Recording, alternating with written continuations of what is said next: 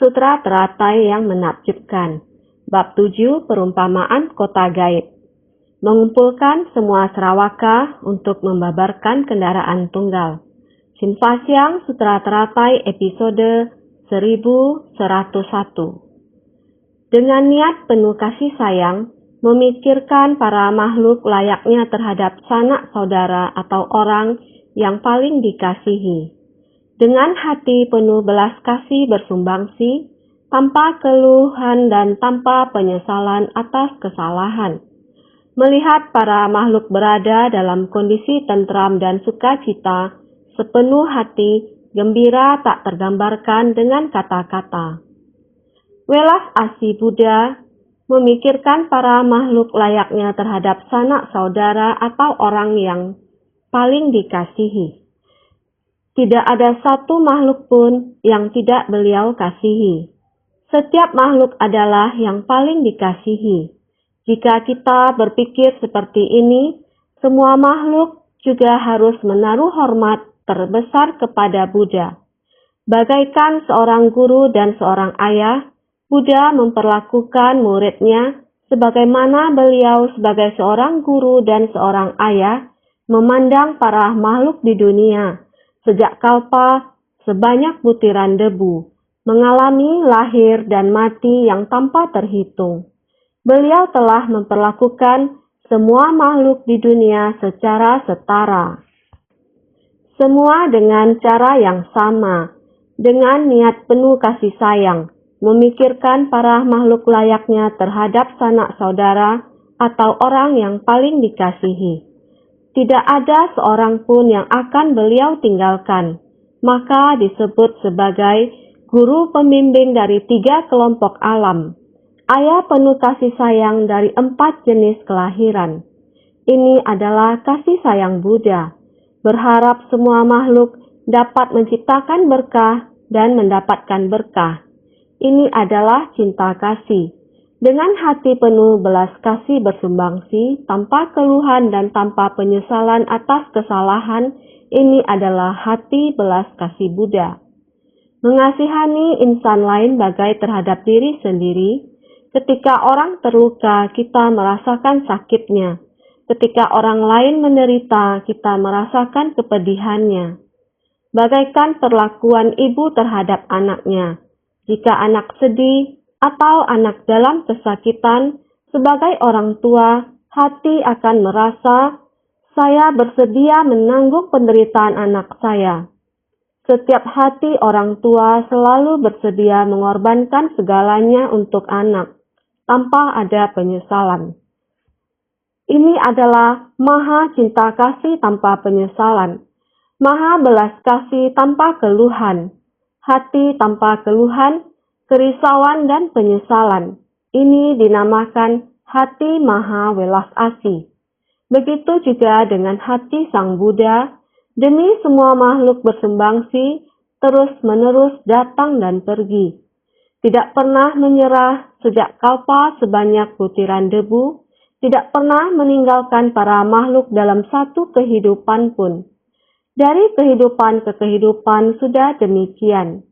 Menganggap para makhluk sebagai keluarga yang paling dicintainya, menganggap mereka sebagai anak-anaknya sendiri, bersumbangsi dengan dasar pemikiran seperti ini tanpa penyesalan. Ini adalah hati Buddha.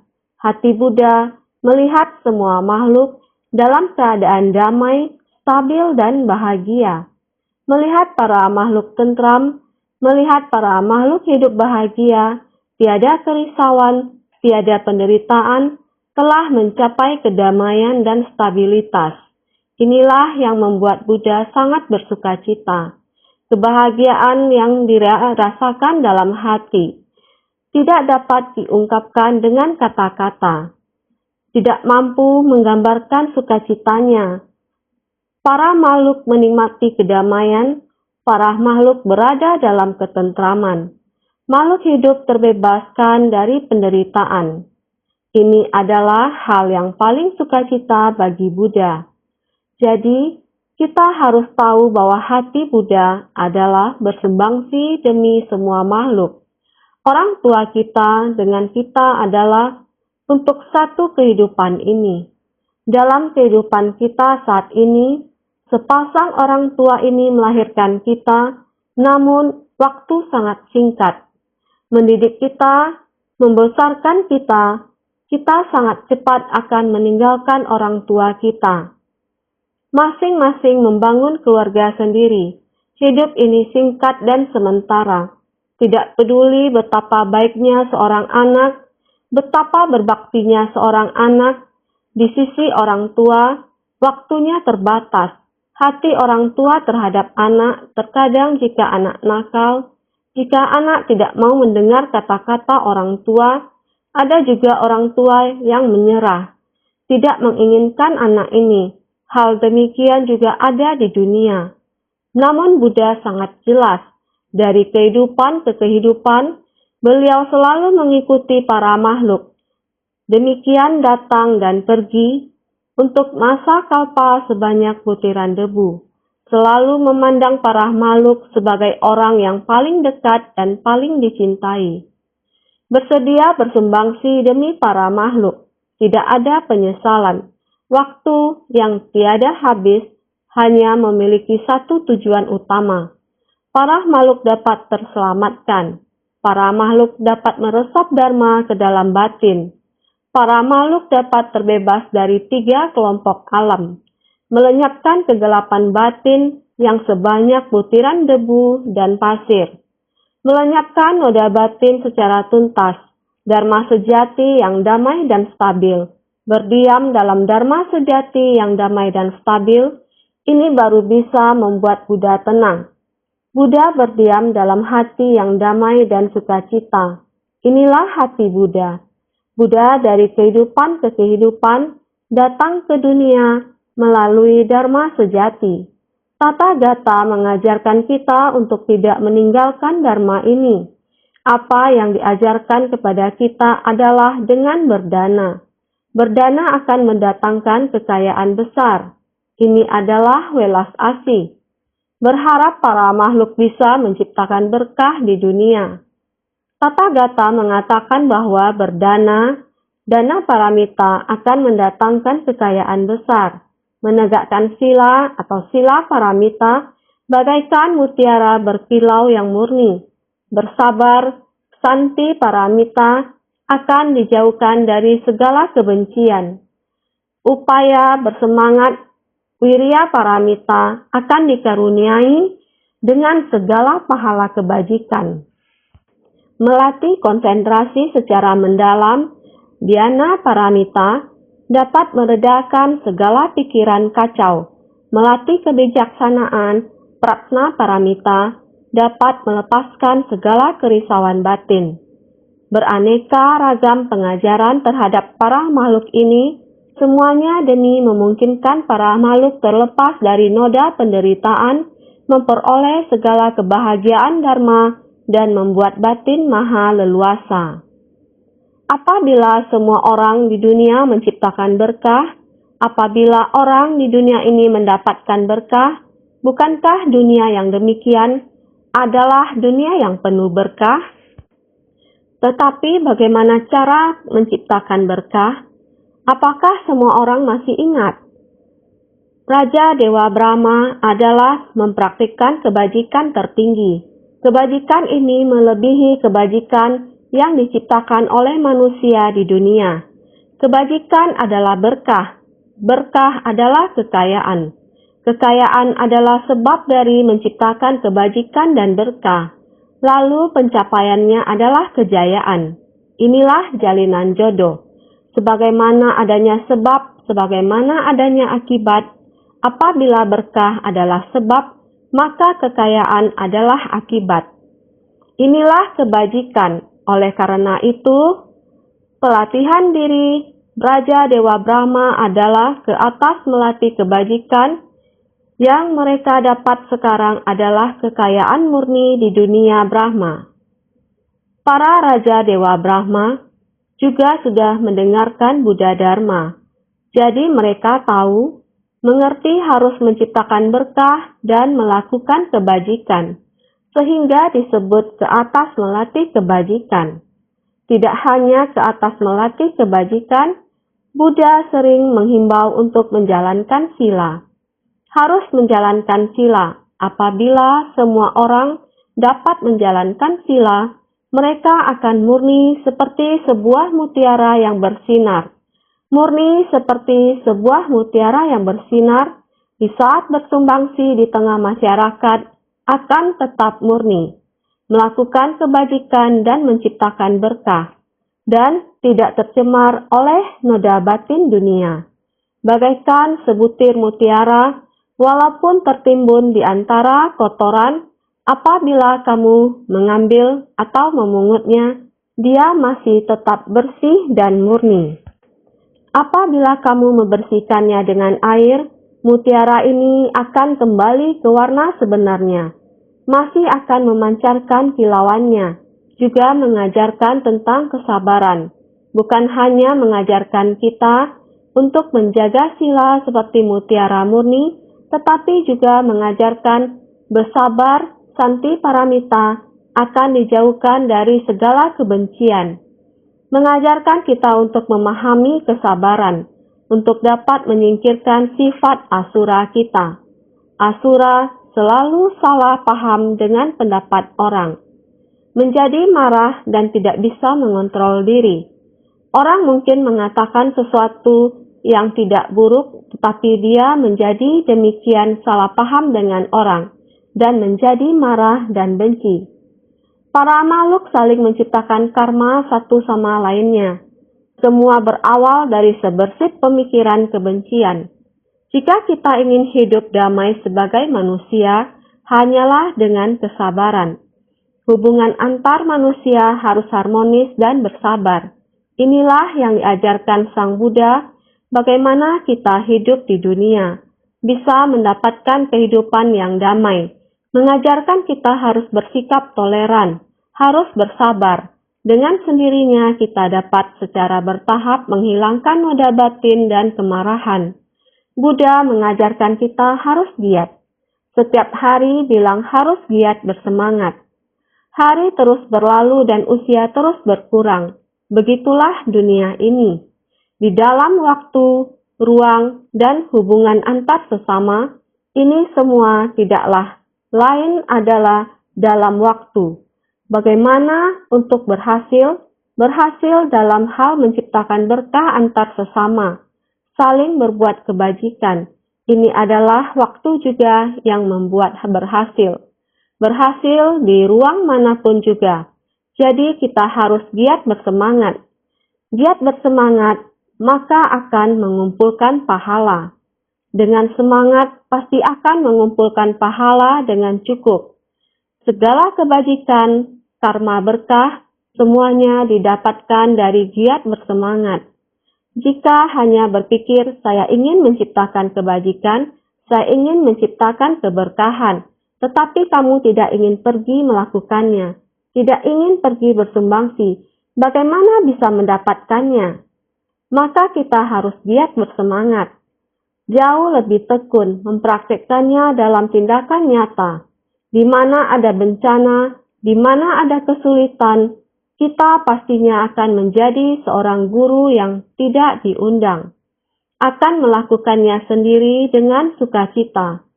Pergi menghilangkan kesulitan para makhluk. Pergi membantu keluar dari permasalahan. Ini adalah harus lebih bersemangat. Menjadi seorang guru yang tidak diundang, para makhluk di kehidupan manusia benar-benar banyak penderitaan. Juga banyak berada di dalam kerisauan batin. Tidak bisa diurai, tidak bisa dilepas. Orang seperti ini sangat dibutuhkan. Bodhisattva yang giat dan penuh perhatian menjadi guru yang tidak diundang. Secara otomatis bersumbangsi, ini adalah mengumpulkan pahala. Pahala seluruhnya sudah sempurna. Ini perlu terus giat dan bersemangat. Karena penderitaan para makhluk sangatlah banyak, setiap jenis penderitaan kita rela pergi membantunya. Oleh karena itu, mengumpulkan pahala, baru bisa memperoleh pahala kebajikan yang demikian sempurna. Selanjutnya, mengatakan meditasi samadhi dapat melenyapkan segala kekacauan pikiran. Kita manusia, pikirannya sangat kacau. Lihat, sekarang membangkitkan tekad sangat cepat. Begitu satu kondisi datang sebersih tekad yang giat dan bersabar, sangat cepat menjadi buyar. Oleh karena itu, kita perlu melatih meditasi, melatih samadhi. Jika kita ada samadhi, meditasi adalah pemikiran benar. Samadhi adalah tidak tergoyahkan. Batin kita, jika teguh dan kokoh, dan juga sangat benar pikirannya, dapat memiliki pikiran benar, tekad yang kokoh. Dengan sendirinya dapat melenyapkan segala pikiran yang kacau. Pikiran yang kacau ini dapat ditenangkan kembali. Kemarin kita terus membahas timbul dan tenggelam. Timbul dan tenggelam, kerisauan terhadap samsara. Kadang timbul, kadang tenggelam. Kadang kita giat dalam dharma, yaitu timbul. Kadang kita kendur, yaitu tenggelam. Maka saat kita sedang giat, kerisauan terhadap kehidupan dan kematian akan lenyap. Jika kegelapan batin timbul, kerisauan akan hidup dan mati, demikian akan memicu penderitaan. Maka batin para makhluk timbul tenggelam, naik dan turun. Semuanya karena pikiran yang kacau. Jika ingin melenyapkan pikiran yang kacau, hanya dengan perhatian yang benar, tekad yang kokoh, barulah dapat melenyapkan pikiran yang kacau. Maka kita harus sangat giat bersemangat, baru dapat mempertahankan perhatian kita yang benar dan tekad yang kokoh. Kemudian membahas kebijaksanaan untuk kita. Kebijaksanaan adalah melepas kerisauan batin. Dengan kebijaksanaan baru bisa melepaskan kerisauan batin. Apa itu kebenaran? Apa itu ilusi? Dharma yang benar dapat membantu kita dengan sangat jelas. Kita memahami hukum duniawi dengan sangat jelas. Hanya kebijaksanaan yang dapat membantu kita melihat dharma non-duniawi dengan jelas. Dalam era modern sekarang, diperlukan pemahaman secara jelas tentang benar dan salah. Kita akan dapat memahami dengan jelas antara benar dan salah. Beraneka ragam pengajaran terhadap para makhluk ini. Buddha demikian datang ke dunia untuk memberi pengajaran, sehingga disebut sebagai guru pembimbing. Untuk membimbing kita semua, membawa kita melewati jalan yang berbahaya, mengajarkan kita bagaimana menghilangkan noda batin, mengajarkan kita bagaimana meneguhkan tekad hati ini, mengajarkan kita bagaimana mempraktekkan 6 paramita. Inilah Buddha dengan beraneka ragam pengajaran, bagaikan guru pembimbing yang memberi arahan pada perjalanan kita, sehingga semuanya demi memungkinkan para makhluk terlepas dari roda penderitaan. Buddha datang ke dunia dengan satu tujuan utama, yaitu demi satu tujuan, para makhluk jangan terus bertumimbal di 6 alam kehidupan. Jangan lagi berada dalam kelahiran dan kematian dalam 4 jenis kelahiran. Berharap kita semua bisa segera mencapai pembebasan. Sehingga inilah Buddha menuntun para makhluk. Tujuan dari memberi pengajaran dari kehidupan ke kehidupan, tiada lain adalah berharap kita semua setiap orang memperoleh segala kebahagiaan dharma dan membuat batin maha leluasa. Berharap setiap orang dalam setiap harinya berada dalam dharma. Kehidupan yang bahagia, agar batin kita tidak diliputi oleh noda batin, setiap harinya selalu dilalui dengan hati yang leluasa. Ini adalah welas asih Sang Buddha. Pemikiran penuh kasih sayang terhadap para makhluk, bagaikan yang paling disayangi. Untuk orang yang paling dekat dan paling dikasihinya, rela bersumbangsi, tanpa khawatir dan tanpa penyesalan. Memberi pengajaran seperti ini berharap para makhluk bisa damai dan tentram, bisa berbahagia, sukacita, dan leluasa. Ini adalah yang paling membahagiakan hati Sang Buddha.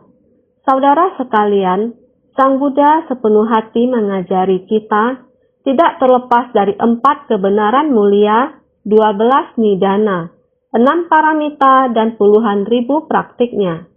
Ini adalah kewelas kasihan Buddha. Jika kita dapat menghayati hati Buddha, memahami Sang Buddha, membimbing kita untuk melewati potongan-potongan jalan pencerahan yang bergelombang, jika kita bisa mengetahui, maka kita harus membangkitkan tekad mengikuti Dharma yang dibabarkan oleh Buddha. Kita harus bersungguh-sungguh menyerap Dharma ke dalam hati. Naskah sutra sebelumnya mengatakan demikian. Aku juga seperti ini. Buddha Sakyamuni membabarkan satu bagian yang sangat panjang. Bab perumpamaan kota gaib. Dibabarkan mulai dari masa sebelum kalpa sebanyak butiran debu. Membabarkan sampai bagaimana guru pembimbing hendak membawa para makhluk yang tersesat bisa dengan aman berjalan melewati jalan yang berbahaya dan sulit, sampai di jalan pencerahan yang besar dan lurus yang datar. Lihatlah, seperti ini sudah dibahas hingga begitu panjang, sampai saat ini.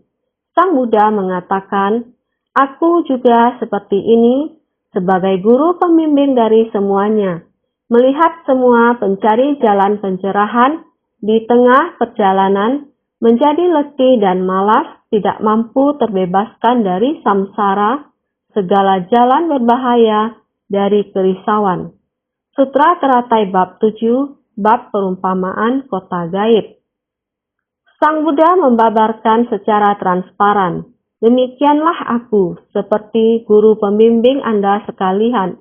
Hanya saja, melihat kalian semua, sejak kalpa butiran debu tenggelam dan tersesat di dalam samsara. Tenggelam dan tersesat di 6 alam kelahiran. Tidak mudah akhirnya dapat mendengar Dharma, dapat mencari jalan kebenaran, dan berkeinginan untuk menapaki jalan ini. Malah di tengah jalan berpikir untuk malas dan kendur. Berpikir untuk memusnahkan praktik yang sudah dilatih dahulu. Bersedia untuk berhenti saja, tidak mau lagi maju ke depan. Ada juga yang berkubang di tengah samsara. Demikianlah sejak kalpa butiran debu, orang-orang atau para makhluk yang dilihat oleh Buddha. Sejak kalpa butiran debu, jika setiap orang bersungguh hati, sepanjang kehidupan demi kehidupan, selalu berada di dalam Dharma. Mana lagi ada yang terjadi sekarang ini di dunia, yaitu ketidakselarasan hati manusia, dan batin manusia dipenuhi kerisauan, serta batin manusia yang jahat dan berbahaya, atau batin manusia bagai binatang buas yang beracun. Demikianlah kehidupan manusia, melatih diri selalu hanya berlangsung dalam waktu yang pendek, lalu mundur, kendur dan malas, sehingga melenyapkan segala pelatihan yang pernah dipraktikkan. Dikarenakan oleh itu, tidak mampu terbebaskan dari samsara. Dari kehidupan ke kehidupan selalu berada pada segala jalan berbahaya dari kerisauan. Karena di antara sesama terus menciptakan karma, terus-menerus merajut dendam kebencian berkepanjangan. Kerisauan karena terus-menerus merajut dendam kebencian berkepanjangan yang demikian, kehidupan yang akan datang pastilah menuju ke jalan yang berbahaya dan sulit. Inilah Buddha Sakyamuni melihat semua makhluk sangat kasihan. Maka syair berikut ini mengatakan demikian.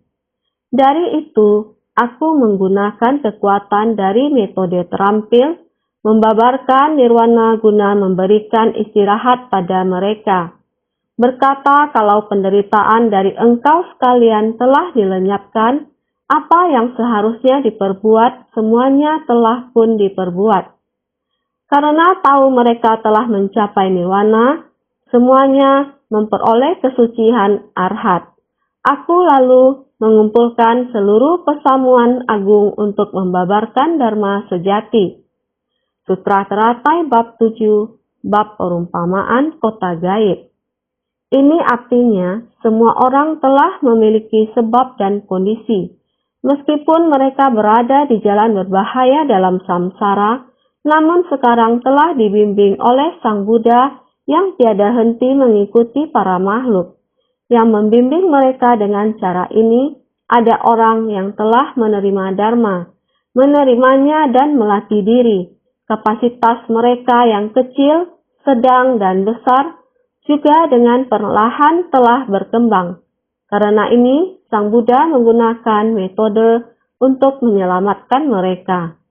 Dengan kekuatan dari metode terampil, jadi yang dikatakan dalam potongan syair berikut ini adalah agar kita dapat memadamkan kerisauan dan kegelapan batin. Jadi Buddha mengajarkan tentang nirwana kepada kita. Nirwana adalah hening dan tenang.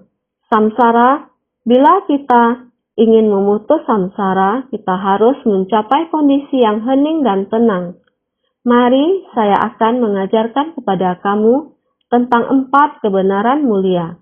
Penderitaan, sebab penderitaan, lenyapnya penderitaan, dan jalan menuju lenyapnya penderitaan. Karena kamu menderita, kamu harus memahami sebab dari penderitaan. Bagaimana penderitaan muncul? Oh, saya sudah mengerti. Ini adalah akumulasi dari berbagai hal yang kecil dan halus, hal yang kasar, ada yang sangat kecil dan halus, ada yang sangat kasar dan berat, sangat besar. Beginilah kegelapan batin terakumulasi dari kehidupan demi kehidupan, dan inilah asal datangnya penderitaan. Jadi bila kamu mengetahuinya, maka kamu harus dengan sungguh-sungguh melenyapkannya. Kekotoran ini, kekeruhan ini, kita tahu, baik itu benda besar maupun kecil, semuanya telah membusuk. Karena benda ini telah membusuk, kita harus dengan segera membersihkannya. Apakah Anda lihat insan ceci? Seringkali mereka pergi menyapu. Lihatlah di kota Chiai. Sekelompok besar relawan komite dan cujeng demi seorang berumur 30 tahun lebih dengan keterbatasan mental, meskipun tubuhnya sehat tetapi memiliki intelektual yang rendah. Bahkan tidak tahu cara membersihkan lingkungan hidupnya. Jadi lingkungan tempat dia tinggal seperti demikian. Sungguh kotor, bahkan air seni dan tinjanya dibuang di dalam ruangan. Hal inilah yang membuat insan ceci tidak tega. Layaknya seperti seorang ayah pengasih memperlakukan anak kecil, sungguh tidak tega. Sehingga mengajak banyak orang untuk membantu membersihkan rumahnya. Setelah rumahnya dibersihkan, ternyata parit di luar mampet. Paritnya sungguh dalam. Lokasi mampetnya juga berada di tengah bagian parit yang tertutup. Relawan menggunakan peralatan untuk menjepit keluar, atau ada yang merangkak ke dalam parit. Pada akhirnya berhasil terambil kabel besi dengan tangan sendiri. Relawan harus menjulurkan tangan sampai ke bagian terdalam untuk bisa mengorek keluar barang yang tersangkut di dalam. Meskipun paritnya sangat kotor, sangat bau, relawan mengorek sampai parit bisa mengalirkan air kembali. Genangan air yang semula kotor dialirkan terus, lama-kelamaan menjadi air yang bersih. Lihatlah di gambar atau video itu, saya melihatnya. Saya juga kagum dari lubuk hati saya. Dalam kitab suci Buddhis, saya belum pernah melihat perlakuan seperti ini kepada orang. Bukan kerabat, bukan teman, tidak berhubungan. Terutama mereka yang tidak tahu bagaimana meminta bantuan. Bisa begitu otomatis mereka ke sana secara sukarela. Bodhisatwa secara otomatis atau sukarela pergi ke tempat itu. Kekuatan banyak orang cepat untuk membantunya, membersihkan, memberi dia sebuah rumah yang bersih di dalamnya, untuk membersihkan hal-hal kotor seperti itu. Dan begitu bau busuk selokannya, mereka juga membersihkannya. Ini benar-benar bodhisatwa dunia. Sama halnya ada sepasang ibu dan anak, ibu Tan dan anaknya di Koisyong. Sang nenek sangat gemuk, bahkan untuk berjalan saja pun kesulitan. Anaknya juga memiliki keterbelakangan mental. Anak dan ibu ini hanya mengerti untuk memungut barang dan ditumpuk di rumahnya, sehingga dalam rumahnya menjadi begitu berantakan dan sangat kotor. Juga tiada tempat untuk tidur. Dalam kondisi cuaca yang begitu dingin, duduk dan tidur di luar. Anaknya pun mencari sebuah lorong untuk tidur. Dahulu ada lorong buatan manusia untuk sirkulasi udara. Dia demikian tidur di tempat tersebut. Lihatlah seorang orang masa kini, mereka tinggal di sebuah desa. Ketika insan Ceci menerima informasi ini, dengan segera ke sana, mencuci dan membersihkan dengan seksama. Ketika nenek melihat dan berkata, "Sangat bersyukur, saya tidak dapat lagi mengerjakannya. Saya tidak dapat bergerak." Anaknya melihat, juga mengucapkan kan'en. Banyak penderitaan di dunia ini. Mengapa bisa demikian? Juga bukan karena fisik yang melemah, ini karena karmanya yang seperti ini. Dendam dan kebencian ini menciptakan karma dan kondisi seperti ini. Inilah kita para makhluk. Demikianlah para makhluk melewati kehidupan masa lampaunya. Kerisauan masa hidup ini yang halus ataupun yang kasar dan berat, demikian terakumulasi. Sekarang kita ingin menghapus keseluruhan. Sampah-sampah tidak boleh dibawa masuk. Debu-debu seperti kegelapan tidak boleh masuk. Hanya dapat menggunakan metode demikian. Di satu sisi, kita membantu membersihkan. Sisi lainnya adalah mengajari mereka butuh waktu yang sangat panjang. Bukan sehari, sekali saja cukup, harus sering menemani dia. Senantiasa mengajari dia, ini disebut kekuatan metode terampil. Perlahan-lahan mengajari, jika mereka mengerti untuk kembali bersumbangsi, seperti anak dari nenek tersebut telah bergabung di posko daur ulang. Seperti nenek ini berkata, meskipun pergerakan kaki tangan saya tidak leluasa, tetapi jika ada orang yang mengajak, saya juga ingin bekerja di daur ulang. Lihat diri sendiri, bahkan tidak tahu cara membersihkan rumahnya sendiri. Sekarang sudah bisa melakukan pelestarian lingkungan. Anak dari nenek yang baru saja saya sebutkan tadi, sekarang sudah berada di depo pelestarian lingkungan. Dia juga sudah bisa mandiri. Lihat pendampingan yang berlangsung cukup lama, kehidupan yang telah dirawat begitu lama, telah terdapat perubahan. Oleh karena itu, dari itu aku menggunakan kekuatan dari metode terampil membabarkan niwana guna memberikan istirahat pada mereka. Beginilah perjalanan ini, sudah tahu bagaimana menerimanya. Ini adalah kehidupan manusia. Tetapi Sang Buddha mengajari kita bahwa kita mengerti sampah batin kita dengan 4 kebenaran mulia untuk kita pahami. Sudah mengetahuinya, mengumpulkan berbagai jenis kerisauan, telah mengumpulkan banyak sampah kegelapan batin. Saya tahu bagaimana melenyapkannya dan menghilangkannya.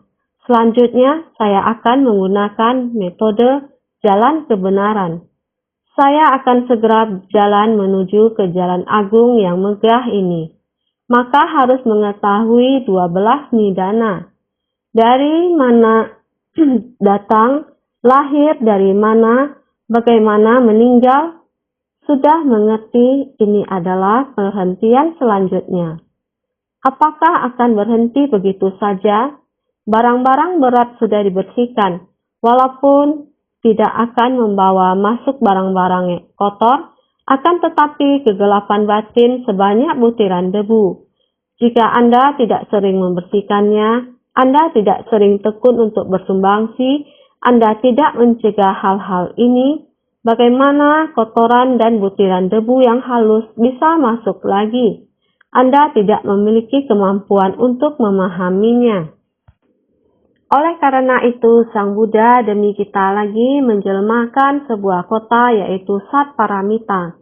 Barusan sudah disampaikan kepada semua orang, berdana, sila, kesabaran, giat bersemangat, demikian terus berlanjut.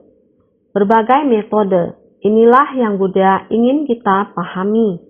Dengan sabar menuntun kita, dengan sabar mengajari kita, setahap demi setahap jalan demikian menuntun kita. Senantiasa berharap kita bisa sampai di tempat yang paling leluasa dan tempat yang paling aman dan bahagia.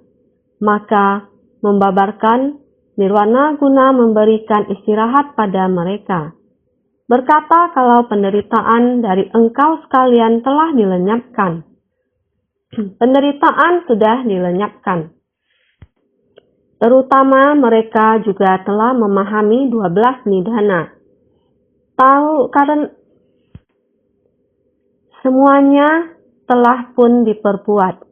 Karena tahu mereka telah mencapai nirwana. 12 nidana telah dipahami, sehingga semuanya memperoleh kesucian arhat. Aku lalu mengumpulkan seluruh persamuhan agung. Semua orang telah mencapai tahap arhat. Karena sudah jelas akan ajaran 12 nidana, tahu akan asal-usul kehidupan. Maka aku lalu mengumpulkan seluruh persamuhan agung untuk membabarkan dharma sejati. Karena demikian maka sekarang ini mengumpulkan semuanya di puncak Gunung Nasar, mulai akan membabarkan dharma sejati. Jika kita bisa memahami ini, maka akan memahami bahwa ajaran metode terampil hanyalah agar para praktisi bisa beristirahat sejenak. Batin menjadi tenang dan hening, bisa menenangkan batin. Jangan lagi timbul dan tenggelam, naik dan turun. Jangan lagi demikian. Sekarang ini kita sudah tenang. Buddha dengan demikian maka membabarkan 2 jenis nirwana, membabarkan 4 kebenaran mulia, membabarkan 12 nidana, setahap demi setahap agar kita bisa ada di tempat. Untuk berhenti beristirahat sejenak agar kita ada tempat untuk bersandar. Berkata kalau penderitaan dari engkau sekalian telah dilenyapkan, apa yang seharusnya diperbuat, semuanya telah pun diperbuat. Memberitahukan bahwa segala penderitaan dari mereka telah pun dilenyapkan, pelatihan diri daripada mereka telah melampaui tahap belajar atau asaipsa, buah pencapaian tertinggi dari ajaran sementara, apa yang seharusnya diperbuat, semuanya telah pun tuntas diperbuat. Berkata, kalau penderitaan dari engkau sekalian telah dilenyapkan, apa yang seharusnya diperbuat, semuanya telah pun diperbuat. Jadi berkata kepada semua orang, penderitaan dari engkau sekalian telah dilenyapkan. Inilah yang Sang Buddha katakan kepada semua orang. Kalian telah melenyapkan penderitaan samsara. Penderitaan akan kerisauan juga telah dilenyapkan. Sudah tidak ada kerisauan di dalam batin. Tidak terlibat dalam urusan duniawi lagi. Sehubungan dengan keinginan dan kesenangan duniawi, kita telah sepenuhnya melenyapkannya, sehingga batin kita tidak memiliki kerisauan, tiada keserakahan, tiada kemelekatan, bebas dari kerisauan, sehingga dikatakan segala penderitaan telah dilenyapkan. tidak memiliki perselisihan antar sesama, demikianlah semua telah dilenyapkan. Pelatihan diri daripada mereka, semua orang bersungguh hati melakukan pelatihan diri. Pelatihan diri daripada mereka adalah telah melampaui tahap belajar atau aseksa. Buah pencapaian tertinggi dari ajaran sementara. Ini adalah pencapaian tertinggi dari kendaraan kecil. 4 kebenaran dunia.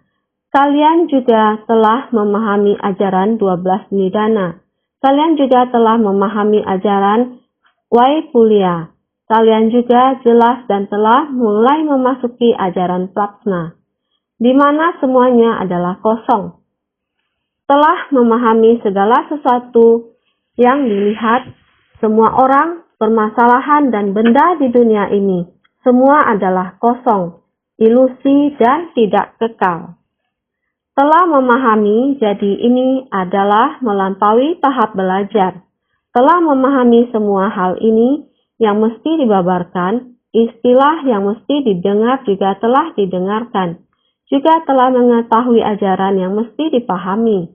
Maka, apa yang seharusnya diperbuat semuanya telah pun tuntas diperbuat. Apa yang seharusnya diperbuat telah diperbuat. Sepenuhnya telah mencapai satu tahap akhir, melampaui tahap belajar. Apa itu melampaui tahap belajar? Melampaui tahap belajar atau asaiksa sekiranya dikaitkan dengan batin tata memiliki makna meningkatkan lebih lanjut. Ini dinamakan masih dalam tahap belajar. Dikaitkan dengan batin tata yang telah terpuaskan, tidak lagi mencari kemajuan, ini dinamakan telah melampaui tahap belajar. Jika kita ingin membahas tentang tata kita, sifat hakiki tata kita, sebenarnya jika kita telah mencapai tingkat kesucian arahat, artinya kita telah memahami ajaran 12 nidana, memahami bagaimana hidup dan mati berasal dari sebersih pikiran, kita telah memahaminya. Tetapi apakah sifat hakiki kita selalu dapat terjaga kemurniannya? Kita sendiri harus mengetahui bahwa meskipun kelihatannya tenang, air akan tenang jika tidak ada angin. Jika angin bertiup, maka air akan bergerak. Jadi, meskipun awalnya kita tenang, namun karena ada kegelapan batin, maka terjadilah pergerakan ombak, gelombang ombak. Ombak menjadi sangat tinggi, seperti terjadi tsunami. Demikian menjadi lebih parah. Ini adalah keadaan pikiran kita. Sekarang karena Dharma, kita paham. Jika memutuskan hubungan kondisi pendukung dengan dunia, tidak lagi ingin berhubungan dengan orang-orang di dunia, kita tidak mau lagi. Kita telah mengetahui sebab jika sebersih kegelapan batin muncul, mengakibatkan 12 nidana akan terus berlanjut. Jadi tidak mau lagi menjalin jodoh demikian. Jadi batin kita sangat tenang dan damai. Sekarang ini saya sedang melatih diri. Saya telah sangat tenang dan damai. Tetapi masih ada butiran debu dari ketidaktahuan. Jadi Buddha mau kita melewati ribuan pukulan dan ratusan tempaan.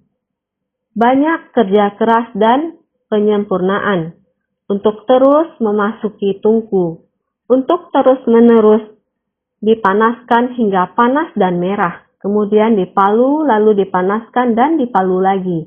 Inilah yang dimaksudkan dengan harus lebih tekun. Kita harus menjaga keinginan kita untuk belajar dan jangan berpikir bahwa kita telah mencapai tingkat tertinggi, telah melampaui tahap belajar atau asaiksa. Sebenarnya melampaui tahap belajar asaiksa bagi orang yang mempelajari 2 jenis nibbana, bagi arahat yang mencapai buah tertinggi, apakah bisa demikian berhenti? Sebenarnya kegelapan batin bagaikan butiran debu dan pasir belum terhapus. Walaupun Raja Brahma, dia juga ada kegelapan batin, bagaikan butiran debu dan pasir sehingga dia kembali datang untuk memohon dharma. Arahat juga demikian. Meskipun memiliki jalinan jodoh para makhluk, tetapi masih ada delusi kegelapan batin. Bagaikan butiran debu dan pasir, sehingga Buddha menginginkan kita mulai melangkah maju, dikaitkan dengan batin tata yang telah terpuaskan. Tidak lagi mencari kemajuan, ini dinamakan telah melampaui tahap belajar. Mengira saya telah puas, saya telah melihat sifat hakiki tata kita, mengira demikian sehingga mengatakan, saya tidak perlu belajar lagi. Sampai di sini saja. Ini yang dinamakan melampaui tahap belajar, yaitu buah tertinggi dari kendaraan kecil, mengira engkau dengan demikian tidak perlu belajar lagi. Karena tahu mereka telah mencapai nirwana, semuanya memperoleh kesucian arhat. Sama dengan tahu kalau mereka telah berhenti dan beristirahat. Karena tahu semua orang ini telah mencapai nirwana, pada suatu ketika semuanya telah memperoleh buah kesucian arahat. Ini yang dikatakan harus berhenti. Saya demikian, saya ingin mencapai demikian, sehingga berhenti pada tengah jalan. Karena tahu semua orang ini telah mencapai nirwana, pada suatu ketika semuanya telah memperoleh buah kesucian arahat.